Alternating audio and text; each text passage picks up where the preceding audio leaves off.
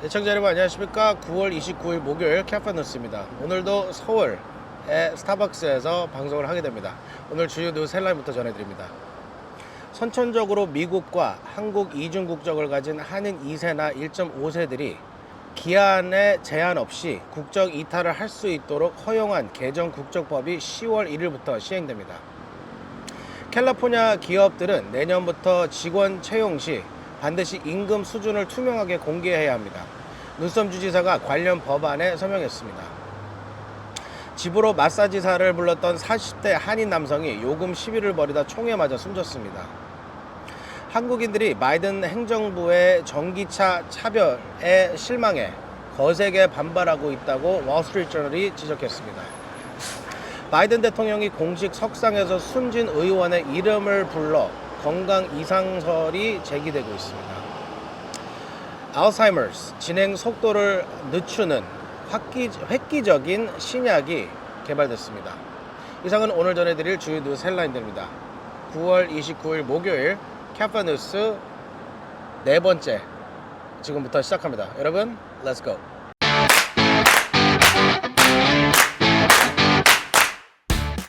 네, 오늘의 첫 소식입니다. 한인 2세나 1.5세 그리고 한인 부모들의 고민거리 중 하나였던 국적 이탈이 10월부터 보다 자유로워집니다. 국적 이탈 신고 기한이 지나도 국적 이탈을 할 수 있도록 한 개정 국적법이 10월 1일부터 시행됩니다. 제프리 기자가 보도합니다. 지난달 1일 국회를 통과한 한인 2세 등 선천적 복수 국적자의 국적 포기 신고 기한을 연장하는 개정 국적법이 10월 1일부터 적용됩니다.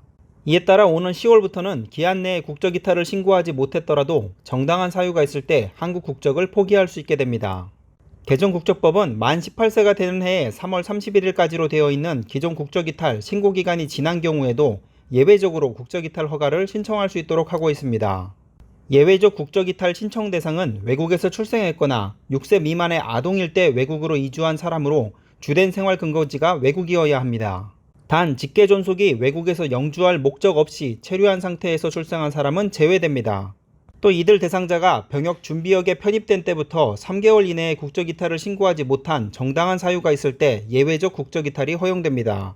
즉 미국에서 출생해 계속해서 미국에서 살고 있는 한인 2세들이나 한국에서 출생했더라도 6세 미만일 때 미국으로 이민와 살고 있는 한인 1.5세들의 경우 3개월 내에 국적 이탈을 신고하지 못해도 정당한 사유가 있다면 한국 국적을 포기할 수 있게 되는 것입니다. 지금까지 카플란 뉴스 제플리였습니다.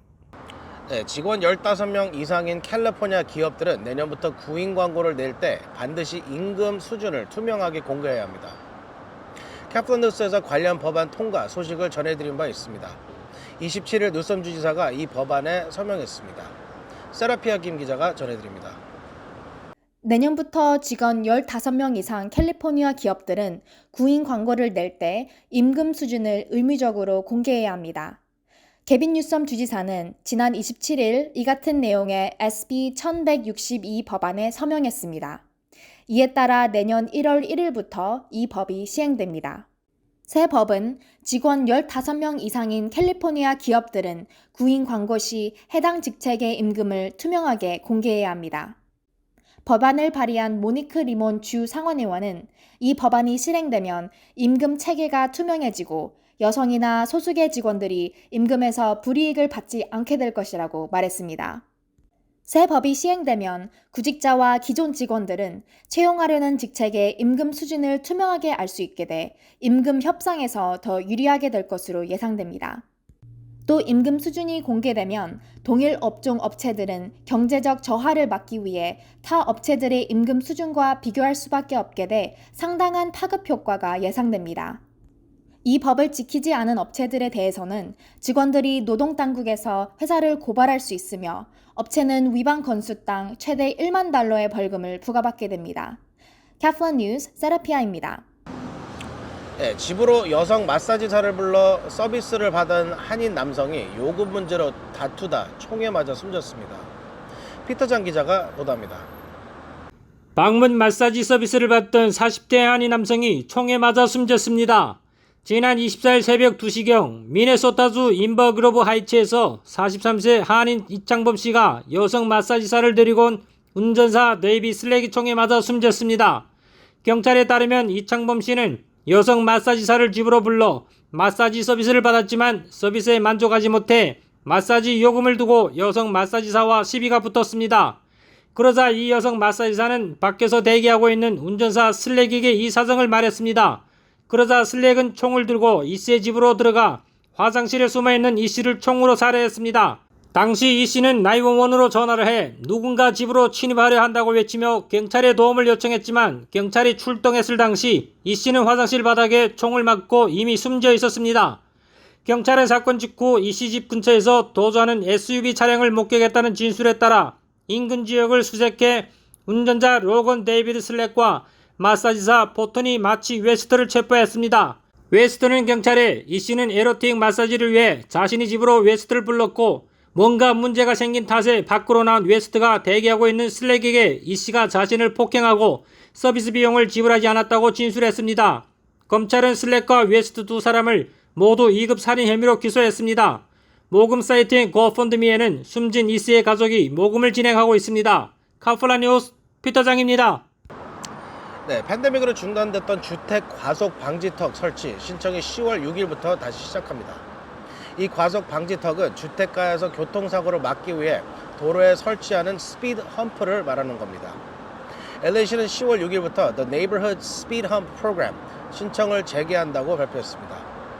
주민들은 이 프로그램을 통해 동네 주택가 도로에서 스피드 험프 설치를 신청할 수 있습니다. 이 프로그램을 통해 LA시는 지난 2017년부터 2020년까지 스피드 험프 800여 개를 설치했습니다.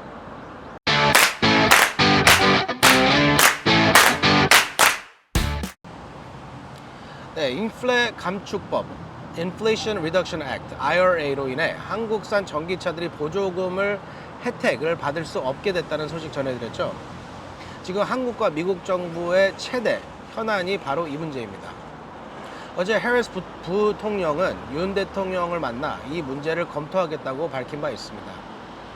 월스트리트저널이 이 문제를 집중 조명했습니다. 월스트리트저널은 이 문제로 한국인들이 단단히 화가 난 상태라고 지적했습니다. 제프리 기자가 보도합니다. 바이든 행정부가 전기차 보조금 문제로 한국의 거센 반발에 직면했다고 월스트리트저널이 지적했습니다. 28일 월스트리트저널은 인플레 감축법에 따른 한국산 전기차 차별이 한미 관계에 미치는 부정적인 영향을 집중 조명했습니다. 신문은 바이든 대통령이 지난 5월 한국을 방문했을 때 정의선 현대차 그룹 회장에게 우리는 당신을 실망시키지 않을 것이라고 말했던 점을 상기시키고, 그러나 넉 달 후 정 회장과 현대, 많은 한국인들이 실망감을 느끼고 있다고 지적했습니다.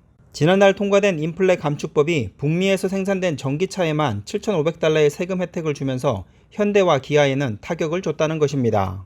한국에서 생산돼 미국으로 수출되는 현대차 그룹의 전기차 아이오닉5와 EV6는 지원 대상에서 제외됩니다. 월스트리트저널은 현대차와 기아가 미국 전기차 시장 점유율 9%를 차지하며 테슬라에 이어 2위를 차지하고 있지만 보조금 대상에서 제외됐다고 설명했습니다. 한국의 대미 전기차 수출은 앞으로 연간 10만 대 이상 감소할 것이라고 월스트리트저널은 예상했습니다. 월스트리트저널은 EU와 일본도 인플레 감축법 시행으로 도전에 직면했지만 한국인들이 느끼는 분노와 비교할 정도는 아니라고 지적했습니다. 어제 한국을 방문한 해리스 부통령은 인플레 감축법 집행 과정에서 한국 측의 우려를 해소할 방안을 마련할 수 있도록 잘 챙겨보겠다라고 말했습니다. 웬디 커틀러 USTR 대표는 한국인들이 화가 나고 실망하는 것을 이해할 수 있다고 말하기도 했습니다. 지금까지 커플라 뉴스 제플리였습니다. 네, 바이든 대통령이 어제 공식 석상에서 숨진 제키 월러스키 하원 의원 이름을 호명해 건강 이상설이 다시 부상하고 있습니다. 바이든 대통령이 호명한 월러스키 전 의원은 지난 8월 교통사고로 숨졌습니다. 피터장 기자가 보도합니다. 바이든 대통령이 공식 석상에서 사망한 의원의 이름을 부르며 찾아 또 건강 이상설이 부상하고 있습니다. 바이든 대통령은 어제 워싱턴 DC 로널드 레이건 빌딩에서 기아, 영양, 보건을 주제로 정부 관계자와 학계, 시민사회 관계자들이 참석하는 백악관 회의를 열었습니다. 그런데 문제는 바이든 대통령이 참석한 의원들을 거론하면서 지난 8월 교통사고로 사망한 제키 월러스키 하원 의원을 호명한 것입니다. 바이든 대통령은 나는 여기 있는 모든 분께 감사하고 싶다. 마이크 브라운 상원 의원, 코리 부코 상원 의원, 제키 이곳에 있나? 제키는 어디에 있나? 라고 물은 것입니다. 월러스키 의원은 지난 8월 교통사고로 사망했습니다. 참석자들은 깜짝 놀라면서 바이든 대통령이 건강에 의문을 가질 수밖에 없는 상황이었습니다. 이에 대해 백악관은 바이든 대통령이 제키 의원의 이름을 부른 뒤 나는 그가 이를 현실로 만드는 것을 돕기 위해 여기 있을 것이라고 생각하지는 않는다고 말했다며 건강 이상설을 진화하는 데 진땀을 뺐습니다. 교통사고로 숨진 사람을 산 사람으로 생각하고 언급한 게 아니냐는 것이 백악관의 설명입니다. 하지만 공화당 미치 맥코넬 상원 원내대표 측은 그냥 그가 말을 잘못했다는 것을 인정하라고 직격탄을 날렸습니다.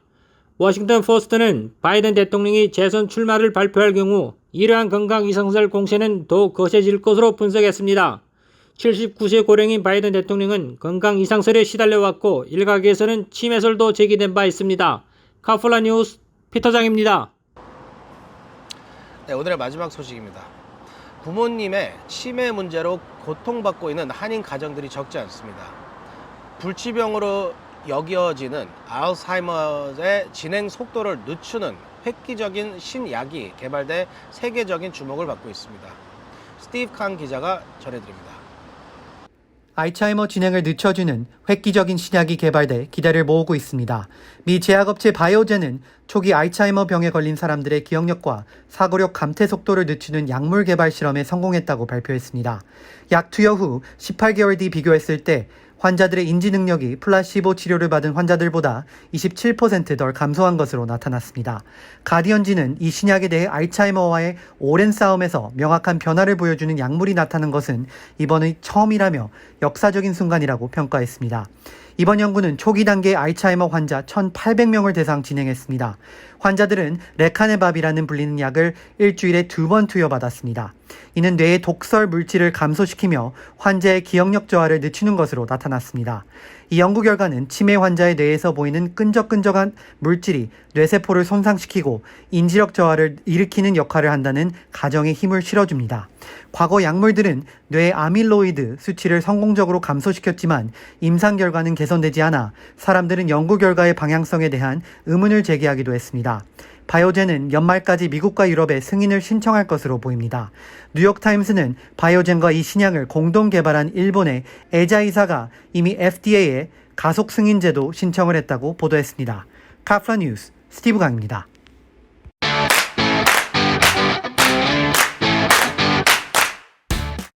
네, 오늘 준비한 소식은 여기까지입니다. 제가 있는 이곳 서울은 천명하고 맑은 전형적인 가을 날씨를 보이고 있습니다. LA도 폭염주의보가 어제 끝나 이번 주부터는 신선한 가을 날씨가 이어질 것으로 보입니다. 서울에서 보내드리는 카플라 뉴스 여기서 마치겠습니다. 좋은 밤 되시기 바랍니다. 감사합니다.